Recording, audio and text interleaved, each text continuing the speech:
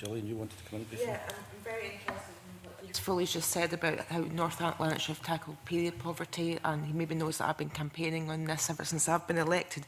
In my area of Aberdeenshire, we have hidden poverty, and stigmatisation is something that you mentioned, and that you've all mentioned that teachers and schools and local authorities are keenly aware of it. In my area, it's harder to recognise.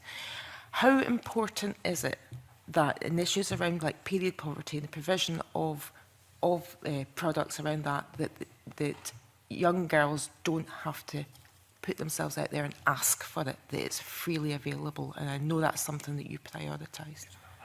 I mean, it's a double stigma that we're dealing with here in relation to the fact that there's all the stigma around poverty that we know already exists, but also that you've got the taboo subject of women's reproductive health, which is a major problem as well.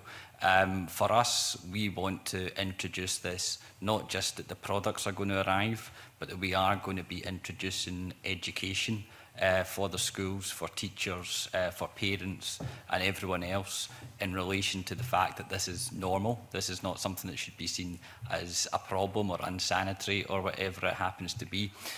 So we want to change attitudes and values with the policy, as well as just providing this for the very extreme examples. I mean, obviously there's the extreme examples, like you've probably seen the film I, Daniel Blake, with that terrible case that was in that, which was based on real incidences that had been reported.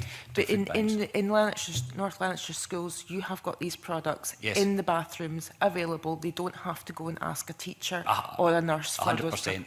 And have you had any problems at all with people misusing that service? Well, when I said we are introducing this service in the beginning of June, and yes, the instruction is going to be that these are freely available in baskets. We considered other delivery models such as the free vending machines and so on. Eventually we did decide that baskets would be the least stigmatising option, particularly for people who might be transgender or whatever. We wanted to keep these things as open as we possibly could.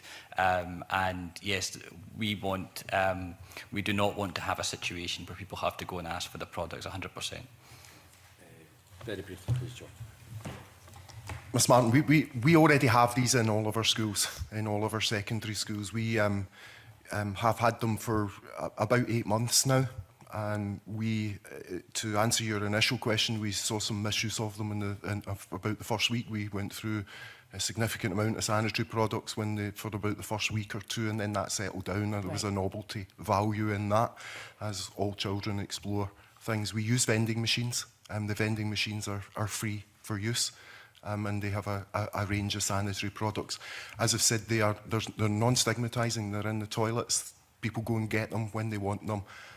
And it's been a terrific success in our schools, and I would encourage other local authorities to do exactly the same thing. Thank you very much. Thanks very much for that.